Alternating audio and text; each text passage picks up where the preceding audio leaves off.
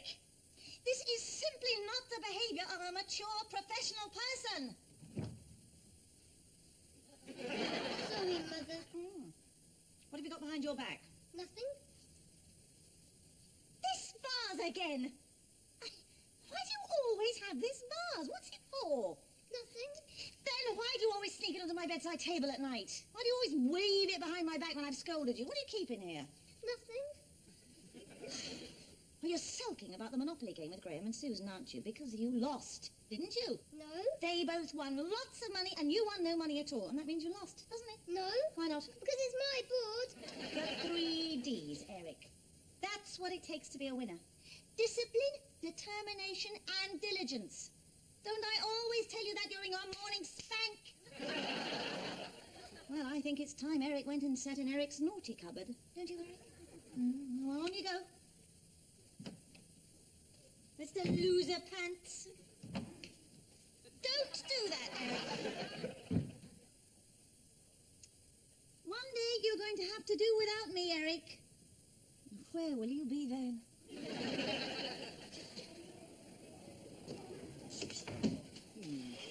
No French teachers. No French teachers. Mr. Slatt?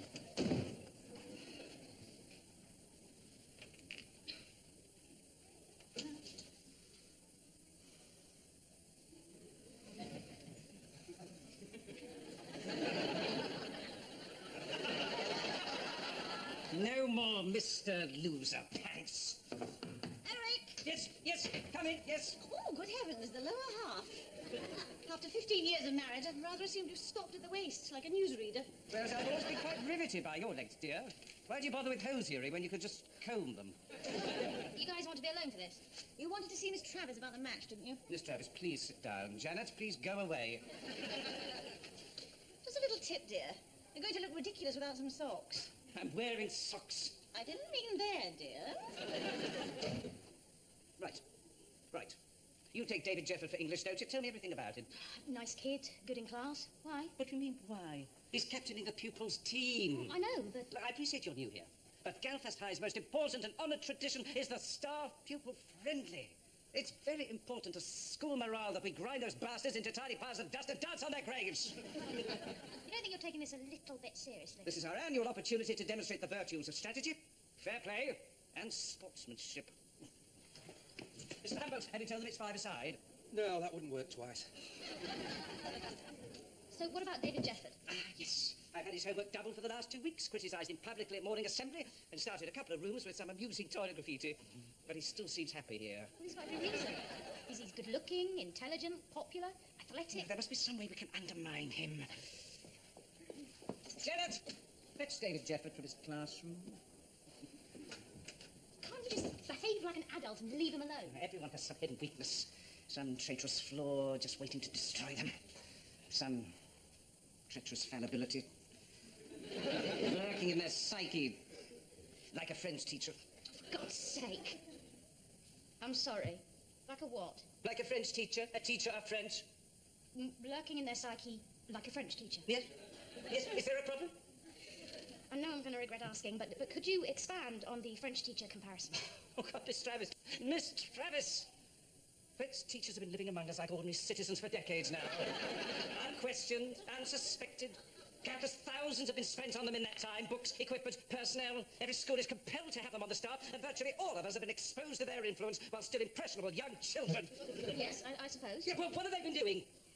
Doesn't it bother you that none of us can speak French? They've got kids out there right now in the language lab, in booths, with earphones on. But none of them can remember a single thing that ever happens in there. Let me get this straight. You are paranoid about the true purpose of French teaching. Well, apart from anything else, Miss Travis, they can all speak French. And they certainly didn't learn that here. Don't let me be Mr. Loser Pants. What? Sorry. Momentary lapse won't happen again. Oh, for heaven's sake, where is that Jefford boy? Janet!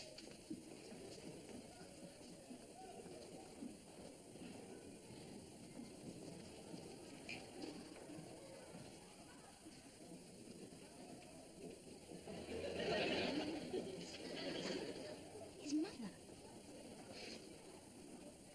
Oh, you are a sick man, Eric Slack. Oh, there you are! At last! My office. Wait there. I need a word with you, young man. You sure there's nothing we can get you on? Oh, for God's sake! Right. It'll have to be old standby. Your mother just phoned.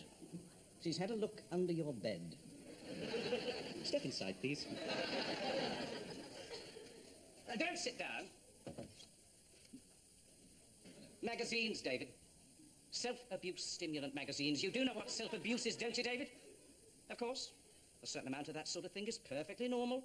2, perhaps 3 times in your lifetime. Have you indulged more often than that already, David? Have you used up your goes? No? That's not what your parents tell me. You disappear upstairs and there's a certain amount of noise, a certain amount of shaking. Imagine their shock when they discovered they weren't on the flight path. Then, of course, there's the street lamp. You are aware that the cabling for the street lighting runs through the wall of your house, but the junction box is just by your bedroom. The street lamp outside your house has been flashing on and off in time with you like a beacon of self-abuse. David's doing it, David's doing it, faster and faster. Twice now, the bulb has blown. Your friends come for miles just to watch it. Your parents can't show their faces in public, such is the depth of their humiliation. I understand your aunt died recently, David. Of shame. Anyway, I just thought I'd better mention it. Good luck in the match this afternoon. No, perhaps not. Thanks for coming. Oh. That was the sickest thing I've ever seen. I don't think you'll be much trouble now, do you? I mean, that's street lamp stuff. Do you actually think that kind of thing happens in the real world? Get that, will you? Hello, Eric Slatt's phone. I want to speak to Eric Slatt. I'm afraid he's just popped out. He shouldn't be long. Well, tell him I've decided to come to the school after all. I shall be there quite shortly. And who is this? His mother. His mother? That's right, yes. And where exactly are you speaking from, Mrs. Slatt? I'm on the car phone. Does it matter? Right, yeah. You tell him I expect to be met. If I'm not, I'll tell everyone the story about the street lamp. What street lamp? You'll know what I'm talking about. Yeah, I think he will. Mrs. Slatt, do you mind if I ask you something? No? No what? How are you? Fine. Great. See you later then. Who was it? One guess. Oh, I see. So, she's not dead then. Dead? No, she's not dead. Mothers don't just die, you know. 1932 to 1996. This year. Well, I'd just like to keep a running total. And what's this? So put it back at once. You've got an urn ready for your mother. It's just, you know, for an emergency. Put it back, please. And something else I can't help noticing. Would you please put it back at once, if you will? Who does she look like? Yes, I know. Napoleon. Well, I suppose you need to see her in the full costume. She's Janet. I'm sorry? Look at her, she's Janet. She's the spitting image of your wife. Oh, don't be absurd. I mean, they are practically twins.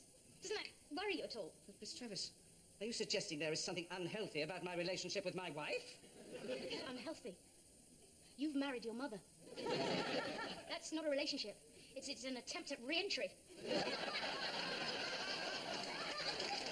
I really don't have time to spend listening to your socialist nonsense. Excuse me. What does Janet think? About what? About this! Well, they haven't met, have they? Why should they be? They'd only start talking about things. You've never seen them both in the same room at the same time. Be very afraid. This conversation is over. Oh, of course. They're going to meet today, aren't they? Certainly not. My mother has her orders, and so does my wife. It's worked perfectly well until now. No, listen. And Miss Travis, I truly feel pity for you. You seem capable of reading some form of sexual deviance into the most innocent circumstance. And now, if you'll excuse me, I'm wearing my lucky shorts and I've got 11 kids to thrash. Mrs. Slatt.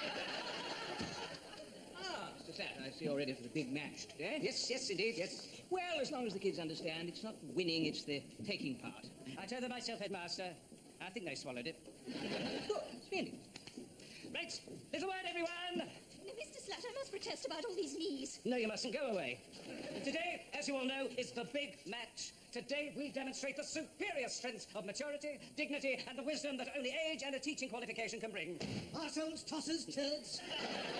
Yes, thank you, Mr. Cocktail. Very apposite. Mr. Slatt. No, our conversation is terminated, Miss Travis. The 3 Ds, everyone! That's what it takes to be winners. Discipline, determination, and diligence. I get my wife to drum that into me every morning, and quite frankly, I'm going to like it.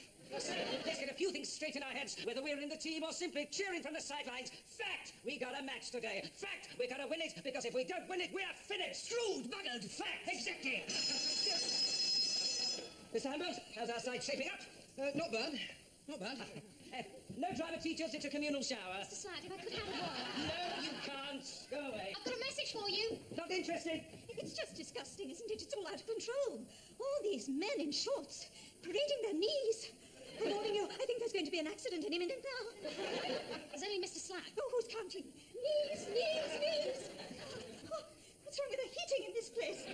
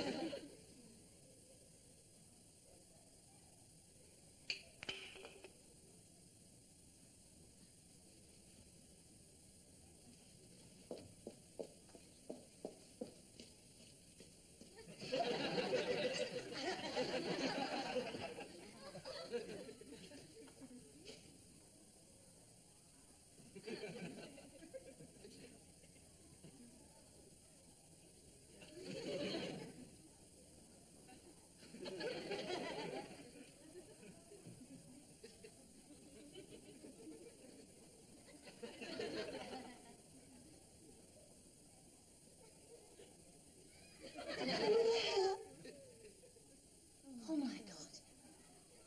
Mrs. Slatt. No smokers, it'll give us the edge over the pupils. No smokers? Mr. Slatt. Mr. Slatt, you paid no attention to me whatsoever, and I have several knee-related issues to raise with you. What issues? And stop talking to me where people could see. But my knee complaint, I've got a serious knee complaint, and you just take no interest. Well, what knee complaint? What's wrong with them? Well, if you must know, Mr. Slatt, and I just have to talk to someone, there are too many. Too many? Far too many. No, listen. But too many knees? Certainly more than is strictly necessary. Well, how does that work exactly? Can you do tricks? She's not talking about her knees. She's talking about staff knees. What, too many staff knees? We have twice as many knees as teachers. Well, it certainly seems that way. But that's the right number. 2 knees per teacher, that's all we have. We don't employ knees on an individual basis. We'd look ridiculous. I'm really having this conversation. But do they have to be exposed? That's my point. There could be a horrid accident. Someone could just suddenly get all silly and distracted and suddenly take off in a public place. Oh, for heaven's sake, do we need all these radiators? Mr. Slatt, your mother... I've heard quite enough of your theories concerning my mother. And I haven't finished about knees. Fine, great. Let's stick with knees then. Mr. Slatt, I have to report additional knees in the building. Specifically, Mr. Slatt, those very knees that parted on your first view of this world. Your mother is here. Your mother is in the building. Your mother is in this school, which you are also in. Your mother, to sum up, is here. Can I take this opportunity to remind you of one small but important detail? Breathing.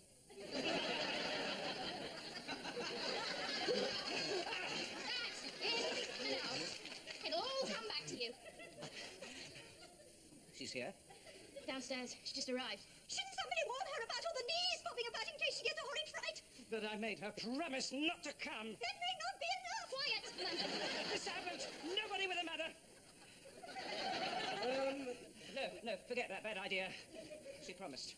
I made her promise, and now she's here, and she's going to spoil everything.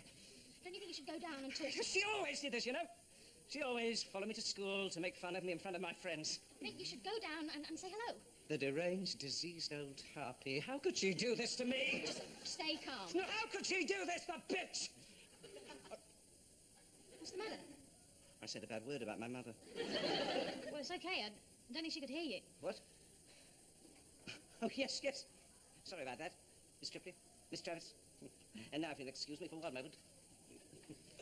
Oh.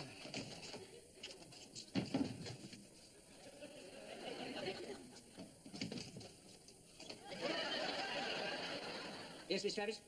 What are you doing? Oh, I'm in my naughty cupboard. Shouldn't be too long. It was only a minor offence. Thank you. He's got a naughty cupboard too, thank heaven for that. I thought I was a bit abnormal. Hello, girls. Hello, Mr. McGill. Nice jacket.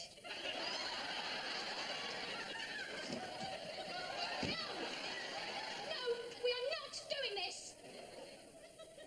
Will you two please come out of your naughty cupboards? This once, Susie, just don't get involved. Just turn around, just walk away. Harry, for God's sake, she's just your mother! We've all got mothers, you know, and it's okay. All right, they are genetically programmed to make us feel bad. That's just revenge for us leaving home. But do you think anyone else in this school spends their days cowering about what their mothers might think? So it's time to stand up for yourself. Look her in the eye and tell her you're a fully grown adult whether she damn well likes it or not. You're so right. Oh, no, right now. That's not what I still on the phone. Please, time I want your phone. Yes. Janet?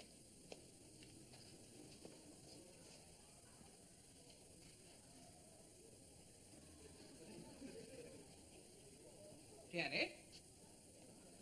Mr. Slat?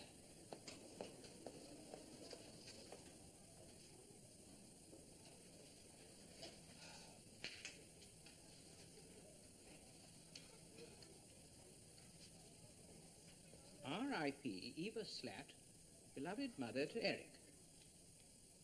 Oh, dear.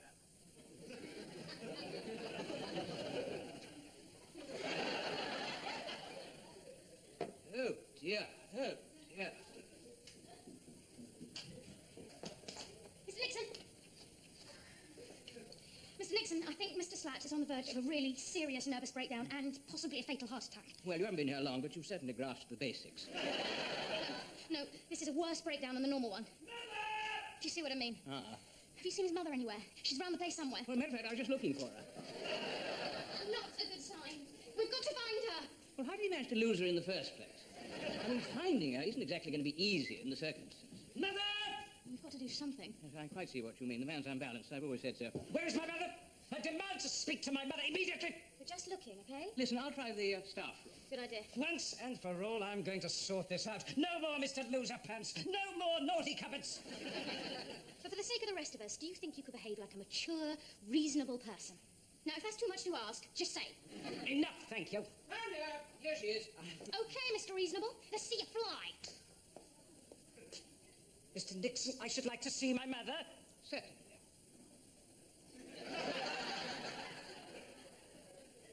Bit of an accident, obviously. Knocked over by somebody, perhaps, or maybe even just a slight draft. Nobody's fault. Well, needless to say, I realise it's a bit upsetting. But, no real harm down there. Mr. Nixon, I can't help noticing that this isn't my mother. It's a pile of cigarette ash with the stubs taken out. Well, you seem very sure of that. Well, yes. Well, my goodness, you certainly know your mother. If only I could tell the difference. No, I just thought, you know, in the circumstances with your mother being missing, that maybe this would do instead. No? Right then, well, never mind. Carry on. Of course. The urn. You must have seen the urn. The urn, yes. Must have got the wrong end of the stick. Yes. About your mother. My mother. It's funny, isn't it? My mother's big now, but one day... Maybe you should have a little sit down now. Mr. Humboldt! Or maybe you could try another shot in your naughty cupboard. Would you like that? I haven't lost my mind, Miss Travis. In fact, I have just gained it. I finally realize that I will never put my mother in this urn until I've proven I'm not a loser. Mr. Humboldt, the match starts now, and this is the trophy. Right, yes. Mr. Slack. Assemble the pupils team. They're already out there. They're practicing. Assemble the staff team. Could I have a quick word with you about that, Mr. Slat? This isn't a time for words, Mr. Humboldt. This is a time for action.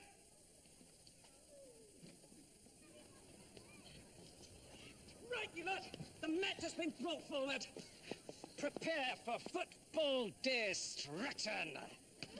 Where's the rest of your team, then? Oh, they'll be here. Don't you worry, Mr. Street Lamp. They'll be along any minute now. They won't. What? You said no moustaches, no French teachers, no yes voters in the strike ballot, no smokers, no drama teachers. Yes, what's your point? Well, as such, you're the only one, so to speak. The only one. Just me. Oh, Mr. McKill, thank God you're here. I was beginning to think I was completely alone. No. Actually, I'm playing on the pupils team. What? Sorry. Why? Well, to make up the numbers. But what about my numbers? What about me? You're supposed to be on my team. Well, you said I wasn't allowed. I'm in a choir. We've just been for a coffee. And a chat. About you. God, why did you have to make two of those? Isn't anybody on your team? Well, he's not very popular, you know. Actually, nobody's ever wanted to play with him. Right, you lot.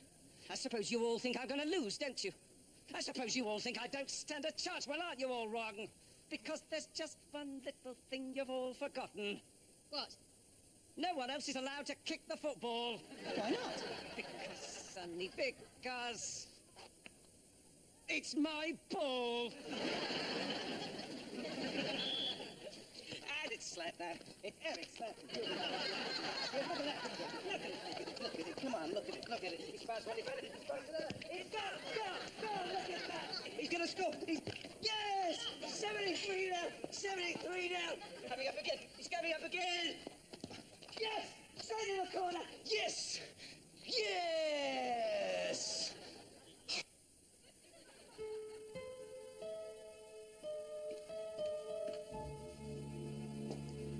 Well, Janet, I suppose that's Eric and his mother together at last. Forever. Poor old Eric. I blame the fertility drugs myself. He was never quite the same after the sextuplets. Frankly, he just couldn't cope with having 7 of us around the house. Goodbye now, dear.